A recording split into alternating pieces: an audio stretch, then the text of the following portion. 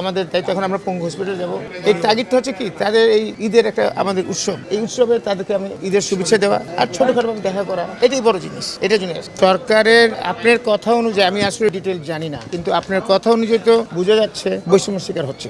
এখন এটাকে সরকার যারা দায়িত্বপ্রাপ্ত ব্যক্তিবর্গ আছেন ওনাদেরকে এটাকে দেখতে হবে এবং দেখে ওনারা সঠিকভাবে নির্ধারণ করতে হবে কারা কারা আহত আছে সেই লিস্টটা করতে হবে এবং তাদের জন্য প্রয়োজনীয় ব্যবস্থা করার দায়িত্ব বর্তমান সরকার এবং সরকারের সেটা করা উচিত বলে আমি সরকারকে আহ্বান জানাবো। আপনারা দ্রুত যে কথা আসছে এখানে সেই কথাটিকে আপনারা নজর দিবেন, দেখবেন এবং এটার সুব্যবস্থা করবেন যাতে এই সমস্ত জিনিসের কোনো কথা যাতে না আসে। এটা তো তারা এমনি জীবন দিয়েছে, তারা আহত হয়েছে, তো সুতরাং তাদের প্রতি আমাদের সকলের একটা দায়িত্ব আছে। আর আপনারা সরকারে থাকার কারণে আপনার দায়িত্ব সবচেয়ে বেশি, সরকারে যারা আছেন আপনার দায়িত্ব সবচেয়ে বেশি। আপনারা এটা করেন, আমরা আমাদের তরফ থেকে করবো, আপনাদের সাহায্য সহযোগিতা করবো এবং আপনারা আপনার দায়িত্বটা সঠিকভাবে পালন। শুনেন, আন্দোলন তো সর্বসাধারণের। আপনি যদি বলেন কেউ একক আন্দোলন, এটা ভুল। এখানে আমি তখন টিভিতে দেখেছি, সেখানে আন্দোলনের মধ্যে আমরা তো আন্দোলন করতেছি আজকে 17 বছর ধরে। 17 বছর ধরে আন্দোলন করতে করতে আমাদের কত নেতা কর্মীরা আহত হয়েছে, নিহত হয়েছে, গুম হয়েছে, সেটা তো আপনাকে বুঝতে হবে। আমরা তো একটা মাঠ তৈরি করে রেখে তারপর সব এমন একটা স্ফুলঙ্গে জুড়ে গেছে, সেখানে দেখবেন সাধারণ জনগণ নেমে আসছে। ছাত্রদের ভূমিকা অসাধারণ ছিল, ওদের ভূমিকার জন্য পুরো জনগণ নেমে আসে, বাংলাদেশের সকলেই এসে গেছে এবং সেটাকে কাউকে খাটো করা কারো উচিত।